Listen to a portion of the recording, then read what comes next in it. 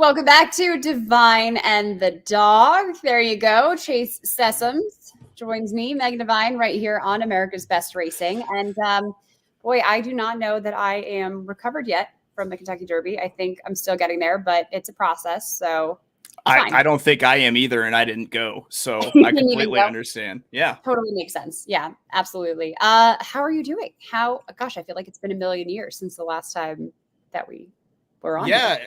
Let's just say I did not have Rich Strike. I'll go ahead and say that definitively. But you know, it was a good weekend of racing. Like at the Churchill Downs did a good job putting out like a fair track and it being so I had, good it was really good.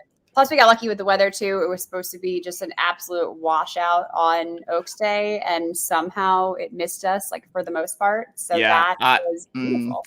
I'm now a believer that meteorology is a sham science, an absolute sham science. 100%. Yes, entirely. So, so we got really lucky. The track was good. The races were good. I did, unfortunately, put a pretty large win bet on Epicenter straight to win. And I was a little sad. I was very sad, actually. So I won't get that. But congrats to Rich Strike, which will, I mean, it's just a good story. It's a trainer that's a small time guy here. You know, he had a barn fire in 2016 and lost like 20 something horses. He had Sonny Leone, who's a local jockey here as well. That was his first graded stakes win in the Kentucky Derby, and what a way to do that, right? To come from running $5,000 claimers at Belterra probably the day before. Love seeing that. It's just amazing. You got to love those stories. So everybody loves a long shot. I mean, even people, I went to like the deli and people were like, oh my God, you were at the Derby? I thought that story was so cool. And I was like, yeah, it was cool. People are getting involved. They're talking about it. And I love that. Yeah, absolutely. And it's a great way to teach pace, that Derby. Mm-hmm. It is a great way to teach pace. Yeah, it was very fast in the beginning, which we don't typically see anymore because of the point system, I think. It used to be horses would get in based off of earnings instead of the points that they earned in the playoff races, let's call it. And so oftentimes you had like sprinters in there in a distance race. And that kind of, was a wild card. And we don't see that anymore. But it took two international horses to go out there and just be like, wah! for us to have a hot pace, which set up for the closers. So it was unlike derbies we have seen in a very long time. Yes, absolutely. I didn't think you could get winners like that anymore. Yeah, absolutely. So how's my girl Rosie? What is she up to? So she's about to have her finals for PetSmart puppy class. She's got just like a gauntlet of a final ahead of her. Yeah, we're talking in good dog. Target, sit, come, lay down, shake even. And my girl's nervous. She's studying. Also she was just nervous because the neighbors were doing lawn work. I think that's probably more the reason she's nervous than anything else. Scary, for sure. Yeah, a lot of hiding under beds today for Rosie. Yeah, I get that. Good. Well, I'm glad. I mean, I wish her luck. It's all about being resourceful. So if you could just do that, get by. Just cram the night before. Yeah, absolutely. In college, or like put the answers behind the calculator and just light it up. See, I know Rosie is really the star of the show, who people come to hear about, but I have thumbs. I use Twitter. Hey, Megan. Any major life events coming about for you? Let's see. No new baby goats were born this past week, so we're good there. Definitely what I was concerned about. Yeah. Yeah. I mean, most people, that's the first question that most people ask. Right. My rescue horse is doing well, and we're having a baby. Yes. I'm so excited that I can celebrate this now. You let me know a little bit early. Probably later than other, but earlier than some. Right. When I answered the phone, I was like, "What do you want?" And you're like, "Whoa!" Like, it's not my fault.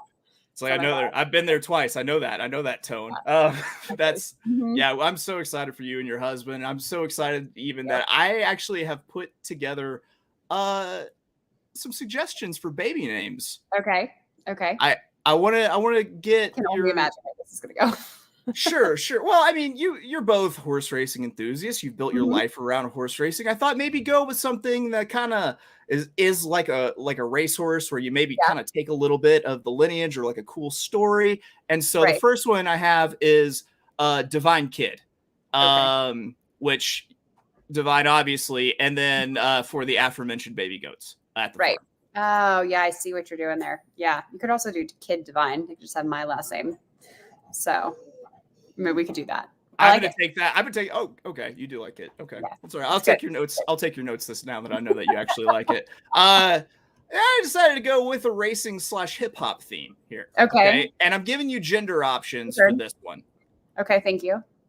Megan the Philly or Chance the Ridgeling. First of all, I feel like those should be our names on the show here. That'd be So yeah. maybe we should bring that back into play. Don't know about that for the baby, but definitely for this show, let's keep that in here. Sure. I really like this one. Jeez. Right? Does it go? Is it gender neutral? It's Chase for a girl. Sure. Yeah. Why not? It's. I mean, I don't know too many Chases, so yeah, and I like the alliteration with Chase and my husband's last name. So it's a strong, gotta like it. Strong combination right there. Yeah, that's good. I wasn't thinking about that, but here we are. This feels like a long shot. I got one more. 80-1. Yeah, definitely. I'm going to say 500 to 1. Okay. Dale Tar. Have you heard the good news of the Dale Tar? A few times from you. Yeah, I don't know if Dale Tar is where we're gonna go. I might have to say no to that one. It's all kidding aside, very, very excited. This is what I suggest. This is what my wife and I did it was like essentially an madness of names. And we all put together the ones we liked, a bracket, and then the other one got to be like, okay, of these I like these, and then they moved on, and then there was a breakdown. That's how we did first and middle name. And I'm afraid that I might have run into an issue where she just did one of those things that like a cruise mentalist would do, where I was going to land on those names no matter what, like at the end of their exercise, you're like, wait, there are no, elephants in Denmark. Yeah. Right. So either if she tricked me or not, we ended up on good names. So I suggest that method. Okay. Yeah. So far, I mean, if it's a girl, we're gonna struggle. I think we have 3 names we're thinking of, but I'm convinced that it's gonna be a boy, so I'm probably gonna be wrong. So we're set on the boy names, but the girl names I don't know. So currently taking suggestions. You can at me at Devine TV or at ABR, and we'll do just a naming contest and see what we come up with. Spell Pharaoh, spell it wrong, be good. I just for the record though, you would be the second coworker or past coworker or I'm not sure how to phrase this because we still work together. There's someone I used to work with who had a child who named them Chase because they liked how it looked on my door in the office while I was working in the corporate world. Okay. So I'm just saying there's a history there. It's got you some, utility to it. It's a verb. Like it. Yeah. It's good. It's a good name. Yeah. Or you could use my actual real first name, Eleanor. Eleanor. Okay. We'll put that in the running for sure. Yeah, absolutely. I like it. Yes. So amazing. I know you grew up in New York. You grew up going to the New York tracks. Oaklawn's done for me. I get to focus in on Belmont now, which I love New York racing in the summer. And let's take a look at what is probably the kickoff of the big summer stakes races in New York. Okay. The Man of War Stakes, 1 3/8 on the inner turf at Belmont. It's a grade 1. What'd you think here? What'd you see? I love this because this is a race where we often get a lot of international horses, and that's horses that come over, and then are stabled with U.S. trainers. Like Easter would be an example of that, who previously raced in France and then came over to New York and has been training with Grand Motion, has had 1 race with Grand Motion before.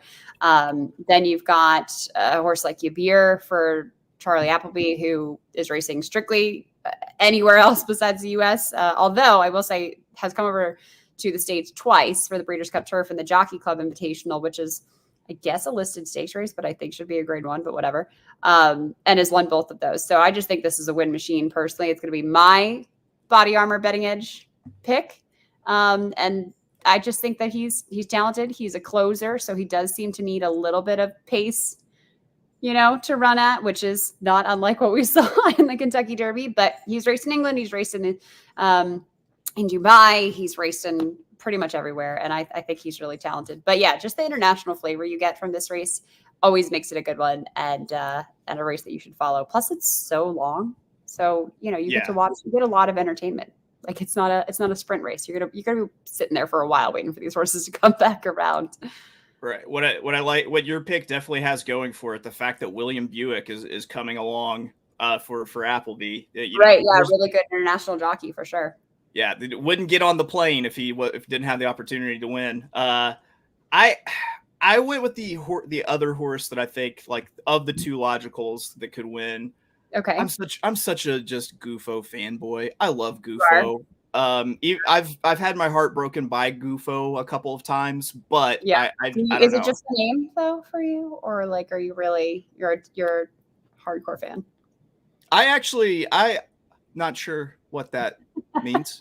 I just don't speak emoji. Horse racing, obviously. I'm sorry, Oscar. I do not speak emoji. That's not on you. That is on me. But no, I that's part of it, but also I really love the turn of foot for Gufo when actually he finally gets into a drive into the stretch, because he can make up so much ground so quick. And I pronounce it Guffois, the French pronunciation, but okay. Yeah, no, I like Gufo there. I'm gonna stick with the horse that literally brought me in this case. Okay. It'll either be one of our two picks, I think, or a Bond, the Todd Pletcher horse, who seems to be the lone speed in the race. So he's just going to be out there in front, and everybody else is going to be waiting to make their run. And hopefully he doesn't, like we say, walk the dogs, like Rosie's learning to do, and set some really slow fractions so they're not able to close on it, which is always a concern when you've got a lone speed potential. So, yeah, I think you'd see we're going to be either of us are going to be right, or it's going to be that horse. Yeah, I think we probably got it. Whatever it is, we got it surrounded probably. Yes, absolutely. So that will be that's at least what we're going to do for the Body Armor betting edge this week at Belmont Park. But of course, next week we will be back because we're going to talk the Preakness, the second leg of the Triple Crown, second jewel of the Triple Crown, I should say. Breaking news today is that I think Epicenter is on track to go. Rich Strike is on track to go. Simplification is gone, and also Kentucky Oaks winner Secret Oath, who we did talk about the Oaks, of course, in some of our previous shows. She is going to take on the boys again. She faced them in the Arkansas Derby. She will be in the Preakness, which we suspected might be the plan there. So that could be exciting. We've had some fillies in recent years be able to win, and we'll see if that happens again. I really like Secret Oath in this spot, especially because I think early voting might be in, and if early voting is in, it's just going to add even more pace to it. So I'm not ruling out a closer here either, and that's definitely Secret Oath. So yeah, we'll talk more about that, of course, next week. Thank you for joining us this week. The Kentucky Derby recovery show, I think this is right here on America's Best Racing. Meg Devine, Chase Sessoms. This has been Devine and the Dog. We'll see you next time. It's America's original sport, and no one covered it better than America'sBestRacing.net. From the sport to the lifestyle, the best races, horses, and destination venues, cocktails, gambling, fashion, and more. America'sBestRacing.net is a sport for you. Live it, love it, bet it.